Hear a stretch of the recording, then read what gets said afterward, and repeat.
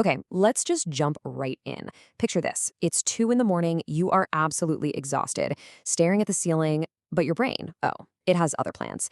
It's busy replaying that slightly awkward conversation from Tuesday, it's drafting work emails for tomorrow, and of course, it's stressing about something you said like last week.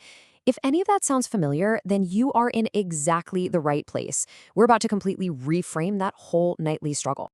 I want you to just let that sentence sink in for a second. This is the core idea we're digging into today. It suggests that the label you might have been giving yourself, insomniac, is probably just wrong.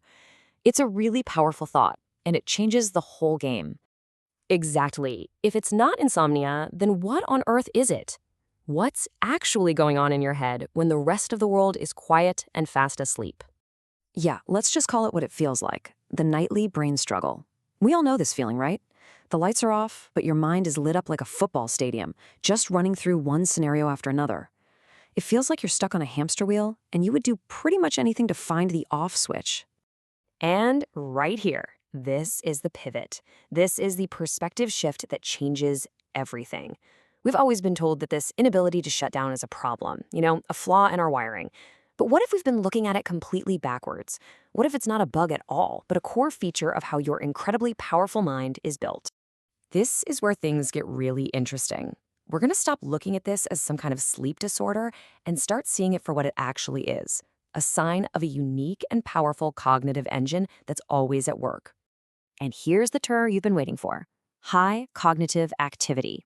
See, it's not about a failure to sleep. It's about a tendency to think, and to think deeply. Your brain is just doing its main job, analyzing, simulating, processing, long after you've decided it's bedtime. In other words, your brain isn't broken. It's just always on. So let's be super clear about this. That racing mind isn't a weakness. Not at all. It's the hum of a high-performance engine. It is pure evidence of a brain that's exceptionally good at thinking, analyzing, and exploring every single possibility. It is a sign of cognitive power. So why? Why does this happen? What's the actual architecture behind this powerful late-night mind of yours? Let's get into the science of what's really going on under the hood. It really just boils down to 3 main things. We're going to break down what continuous processing is, we'll talk about your brain's built-in what-if engine, and we'll look at why your analytical brain seems to be permanently stuck in the on position. Understanding these is the key. Okay, first up, continuous processing. The best way to think about this is like your brain has its own super-powered instant replay feature.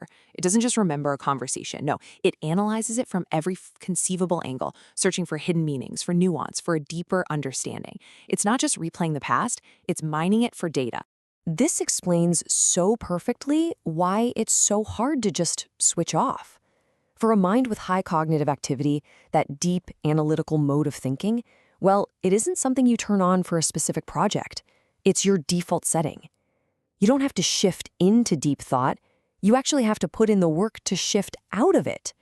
And that is a much harder thing to do. And then there's the what-if engine. The technical term is counterfactual thinking. Now, it might feel a lot like anxiety, but is actually one of your brain's most incredible tools. It all starts when you remember something that happened. Then you ask that classic question, what if? And boom, your mind starts running these amazingly complex simulations of different outcomes. This isn't just you worrying. This is your brain preparing for and literally road testing the future. Okay, let's pull all these threads together. We've redefined this whole experience, not as a flaw, but as a feature. We've looked at the science behind why our mind works this way. So now, the final step is to consciously shift your own mindset and truly embrace what your amazing brain is built to do. So from now on, let's reframe those nightly struggles as what they truly are, your mental superpowers. You're not overthinking, you are analyzing the past with incredible depth. You're not just worrying, you're simulating the future to be ready for anything. And your mind isn't broken, it's working overtime, thinking on a level that most people can't when they're powered down for the night. And really, this is what it all comes down to. Your brain isn't fighting you, it's working for you. It's a high-performance tool, designed from the ground up for deep analysis and complex problem solving. The fact that it doesn't have a simple off switch isn't its biggest flaw. It's the biggest clue to its true purpose. So the real question isn't, how do I shut it down? The real question is, what incredible things will you choose to aim it at?